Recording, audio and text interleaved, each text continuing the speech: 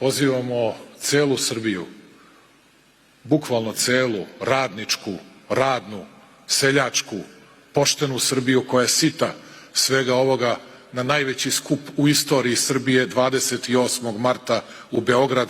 Cela Srbija u Beograd 28. marta iz svih krajeva naše zemlje.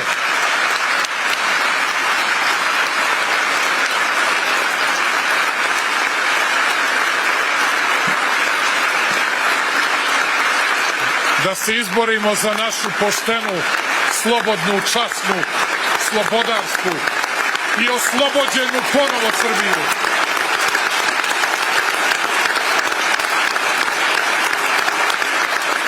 I da vam ponovim kao zavet, i ja odoh, dok sam živ, neće im biti prelazne vlade.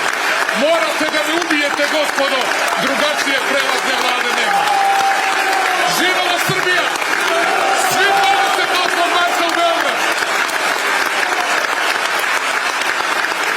Sve najbolje vam želim.